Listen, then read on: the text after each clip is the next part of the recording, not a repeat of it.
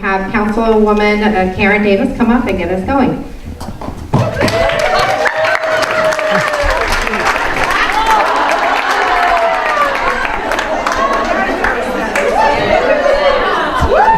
Good morning.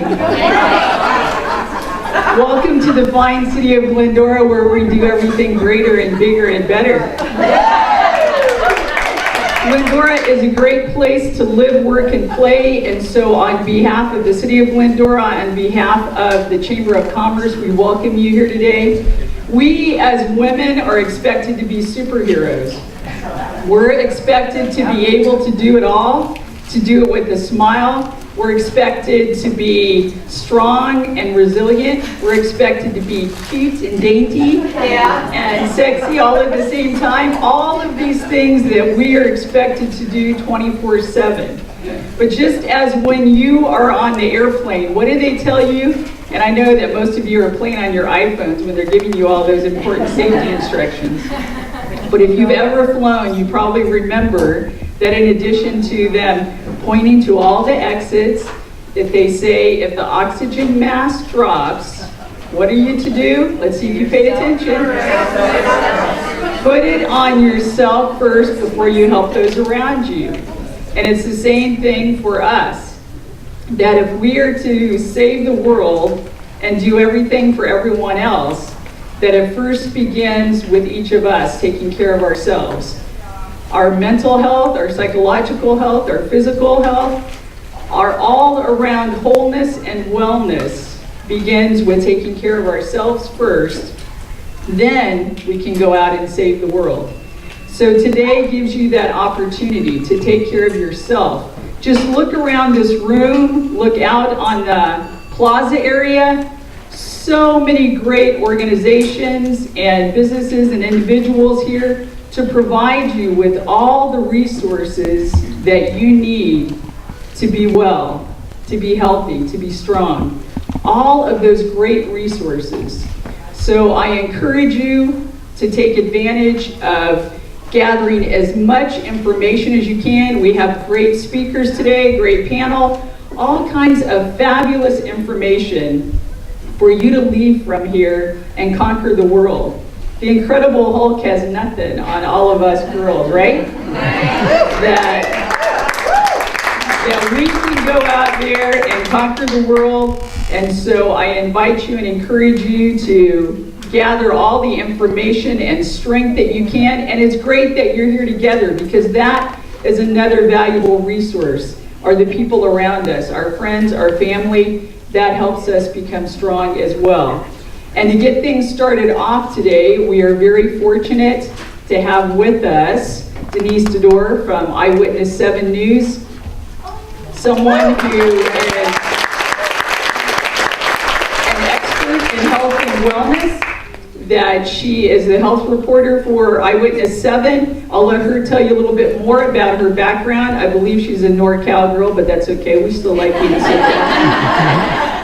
But we welcome you to the city of Glendora, and thank you for being here today to share your wisdom and knowledge and to help us all be strong, healthy, and well. So welcome.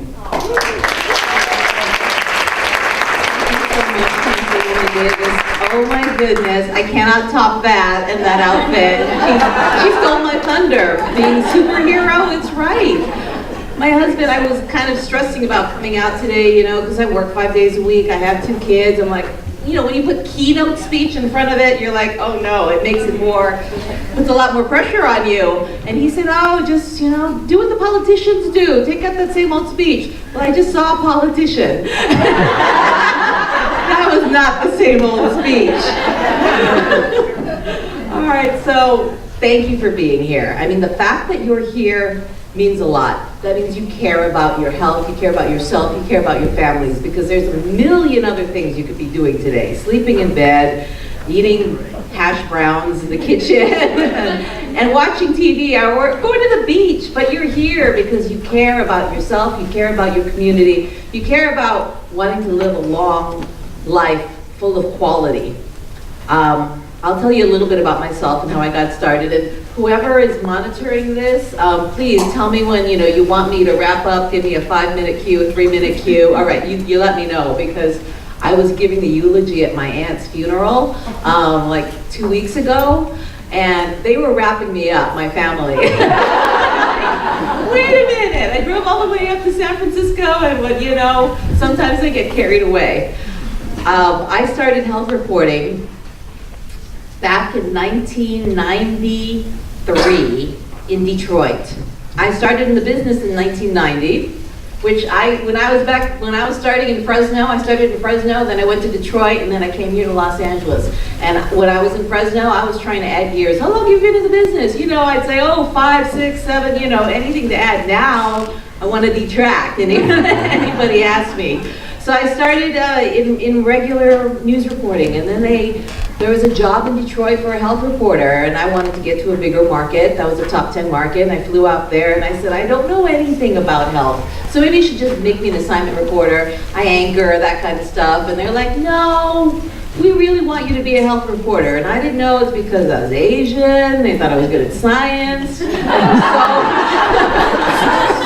far from the truth.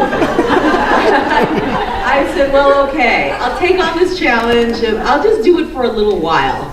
I mean, now 25 years later, it's turned into my life's work, basically. And in Detroit, everyone needed health news. I mean, everybody was smoking, everyone was overweight, it was popular because of what I talked about became very popular. So popular that they heard about me in Los Angeles and they wanted me to come on out. And it's been great. So I feel like the reason they hired me is because I'm like you. I'm a regular person. I didn't go to medical school. I feel like I've learned a lot through the years that maybe I could try, but I'm not like jaded. Everything the doctors tell me, I'm so amazed by it. When they first showed me what cholesterol looked like, I was like, oh my gosh, that's terrible. Everyone should know about this. Everyone should know to eat better and to exercise. And that's kind of how I approach my work every day. I'm a spokesperson for you, and when the doctor tells me all kinds of mumbo jumbo, I'm like, break it down. Tell us what we need to know. Tell us what we need to know to be healthier. All right, I'm going to skip to my notes. I've delivered so many kinds of these talks before. And I remember in Detroit when I was starting out, people would ask me, and I wasn't married, I didn't have kids. You know, I'm going to be 50 in less than 4 weeks. And now I have 2 kids. Thank you. You know, my fear is one of these days I'm going to have to give this speech with my reading glasses. It'll be any week now. I don't know why people were asking me, you know, a 20-year-old for advice back then, and I thought, well, I must know it all. I'm on TV. I would tell people, don't eat French fries, you know, that would be my advice. Wake up in the morning, exercise, just do those things. And I didn't realize back then how hard it is to incorporate these things into your life when you have a life, when you have so many people who rely on you and care about you. It is really hard. And even though I spew this advice out every day, it's really hard for me to follow my own advice because I wake up and I have to make lunch and breakfast and worry about dinner and get to a shoot like an hour away, and I'm running, and I have to look good, getting there. I wish I could just jump out of my pajamas and get there. I'd be more efficient.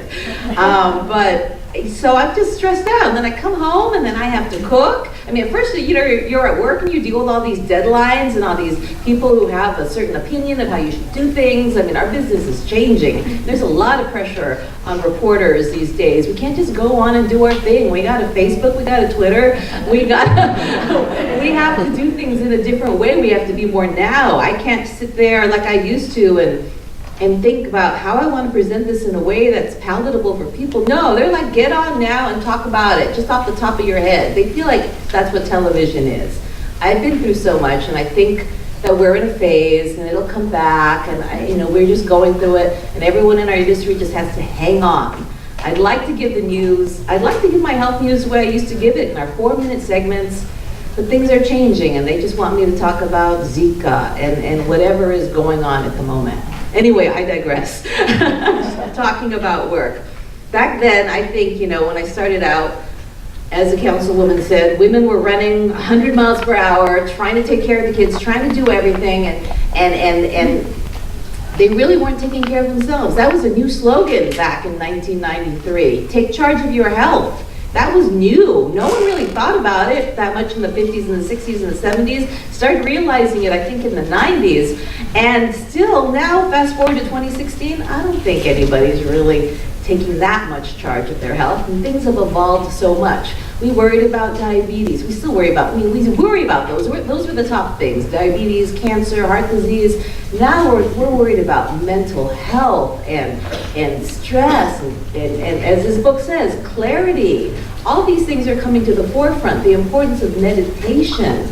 When we say take a moment for yourself, I mean, yeah, doing your nails would be nice and getting a massage, that's great, but just taking a deep breath and figuring out where you are in life, and if you want to keep being on this treadmill, I mean, I think that's the new health, you know, it's figuring out who we are and trying to transform and be better people. And I think everyone's, and you hear this, if everybody meditated, we wouldn't have all this strife in the world, you know? If we all did yoga, we'd all be friends. We wouldn't be fighting as much. Well, I do have some important news, I mean, new things that have come around. I mean, we're worried about skin cancer. It's still the #1 killer of women. You wonder why? Because we talk about skin cancer. I mean, we talk about sunscreen, so important. I think a lot of people are wearing it, yet we still have a lot of young women going to tanning booths. So we hear the messages, but we're not really doing it. As far as mental health, everyone's still on edge. Depression is on the rise. Addiction is definitely on the rise. Alcoholism, the opioid addiction, and the people who are addicted to painkillers, it's mesmerizing. I mean, women that you wouldn't even recognize, they hold themselves together, but you don't know. They're taking all these pills just to keep it together. Alzheimer's, we're worried about. Again, clarity. Being able to hang on to our mental sharpness as we get older. We understand in California by 2013, there's going to be 1,100,000 Californians living with Alzheimer's. In the Latino population, a new report came out yesterday that by 2060, the Alzheimer's in that population is going to rise 832%. I mean, it has to do with so many things. They're still trying to figure out what the cause is, but when you have all these people who have Alzheimer's, then you have so many more people who are caretakers. And you know about caretakers, and most caretakers die before the people that they're taking care of do, because it's so stressful, they become isolated. So these are people that we need to focus on. And of course, our children, the fact that, you know, most children today are only getting 3 to 4 minutes of exercise. I mean, you're supposed to get at least 60 minutes a day if you're a child, and because of tablets and technology, they're just sitting by their telephones and their televisions and their video games, and they're not doing anything. There is a study out of UCLA. I talked to a neuroscientist, Dr. Gary Small. He says that there's a growing group of young people who get frustrated trying to remember small but important things. You ever try talking to your son or anything? I do. I mean, you ever notice he doesn't remember or hear anything you say? I mean, that's common, right? I don't remember a lot of things. My mom says, do this, do that. I didn't hear it. But really, my son does not hear when I say, put on your socks. Put on your socks. I said, put on your socks. He's like, what? And he's got his phone in his hand. I grab the phone, I throw it on the bed. I'm like, that's it. No phone for the rest of the week, because this is ridiculous. Our kids are just getting brainwashed by everything that's on that phone. All the scary things with Pokemon Go. Thank God that Pokemon Go is on the decline. 75% less people are playing that game than when it first started. Although you'll still find a lot of people driving and using that thing. So there's so many young people who can't remember small things, and Dr. Small's colleagues at UCLA's Longevity Center, they did a poll, and they found that they surveyed 18,000 people about their memory and their lifestyle, and they found that depression, inactivity, lower education levels, diabetes, obesity, and high blood pressure are all leading to memory complaints. And mild cognitive impairment can increase a person's risk for Alzheimer's. So that's telling me that we need to focus. We just don't have enough focus in our life. We're so scattered with so many things. I'm guilty of that. I'm trying to do my makeup as I'm driving to get to my stories. I'm listening.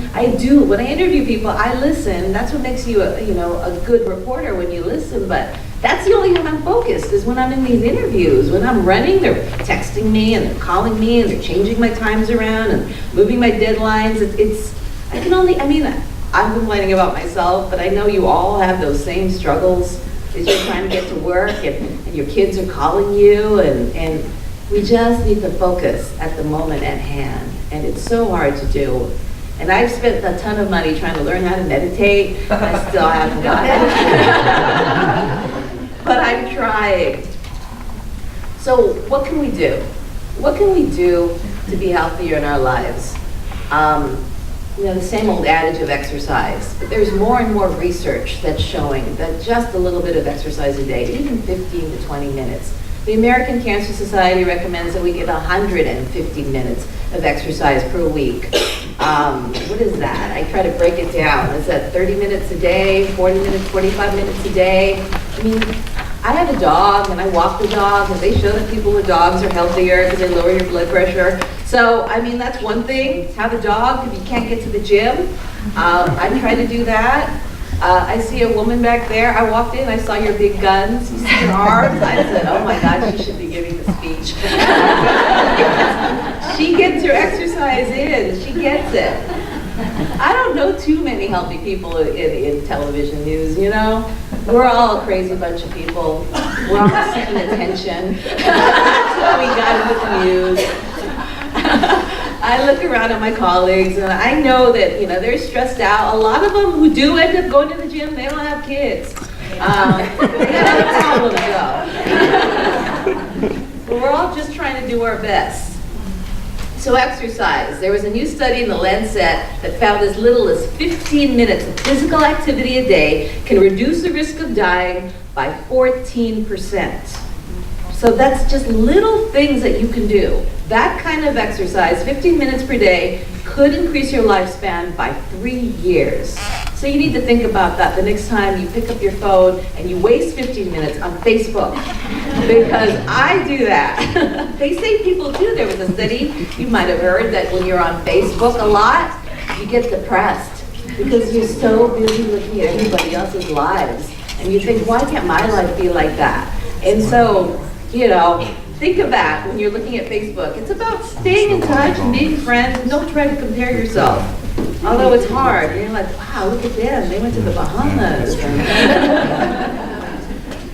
So exercise. And if you want to even make that better, make a better use of your 15 minutes, they're saying that if you do intense exercise for a shorter period of time. So if you got 15 minutes, if you can run 3 and walk 5, run 3, walk 5, that's a better use of your 15 minutes.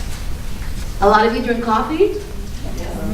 Okay, I thought I'd just throw this out there. I know coffee lovers love these stories because there's one that if you drink a mug of coffee, it can help you live longer. This is from the Harvard School of Public Health. Amen. Amen. We already do that, right?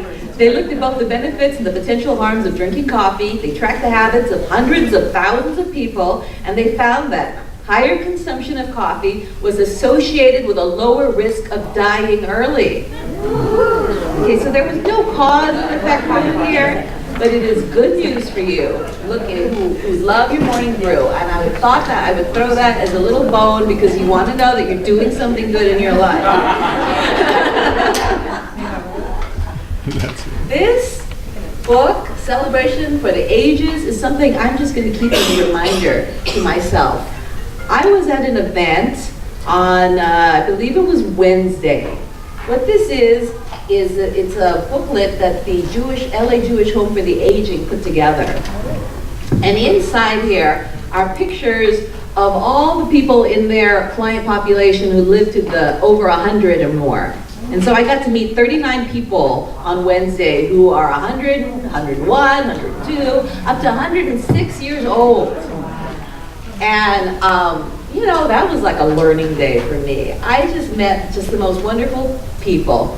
This is Myrtle Feenberg. She is the head spokeswoman. She's 101 years old. She was born in 1915.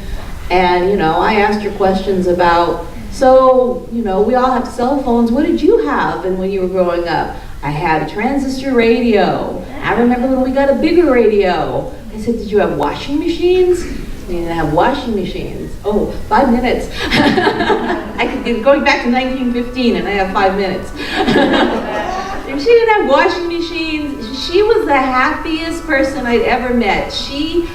My mission was to ask everybody there, what was the secret to your longevity? Everyone who was over 100. And they wrote things in here, like, you know, age is just a number, don't think about it, be positive.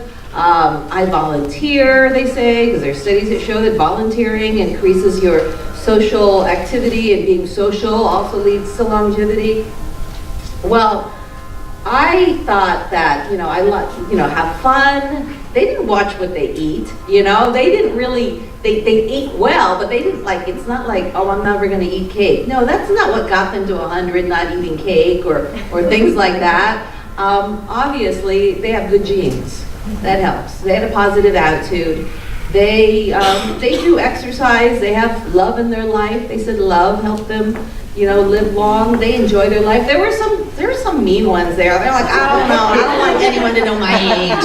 Why are you here? So it wasn't like they were all nice.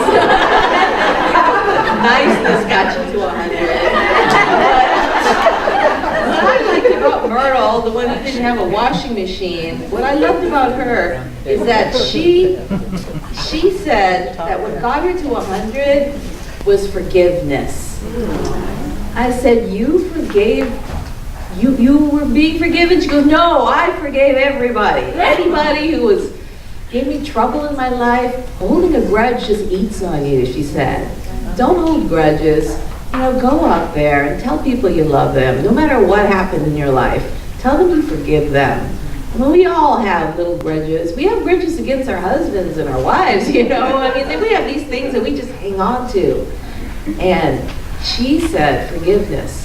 And I can tell that she had that. She really did. She wasn't Saint Teresa or anything, but she just accepted people as they were.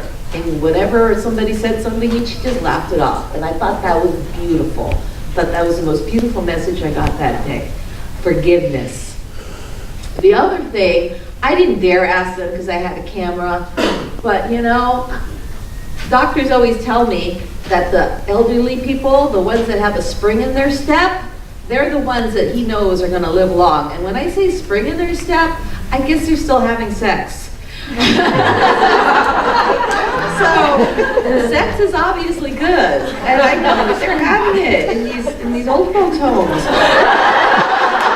I know it. So, if you have a spring in your step, I know what's going on. So, I had a few things, 5 things here that's going to help you out. Practice gratitude. Studies show that doing one thing each day that focuses on something that you're grateful for, it can be something small, it will help you out. It'll help you feel better, lift your mood, offset depression, make you happier overall. Know your family history. I know that's a no-brainer, but try to understand who has high blood pressure, cholesterol problems in your family. Try to understand who has cancer. Know these things, because if your father has prostate cancer, there's a chance that maybe there's a breast cancer gene that runs in your family. And being proactive helps. Talk to your doctors about these things that you hear from me, that you hear on the news. If you have a question about it, talk to them. That's what they're there for. Have friends, be with your friends. Social support is crucial for your mental and physical health. You don't have to be a social butterfly, but being around other people like we are here today, that makes you feel good. It lifts you up. It can increase your lifespan. And studies show it may even rewire and change your brain chemistry for the positive, because that's what they say. If you feel positive, think positive. Anthony Robbins says, if you want to feel good, you know, fake it until you make it, all right? Act happy, and eventually you're going to feel happy. And of course, everything in moderation. That includes sex. So thank you so much for having me this morning. I really had a great time. I have some pictures to give out if you want, or you can email me, or we can take pictures. But I love being here, and I'm glad that you're here taking time for yourself.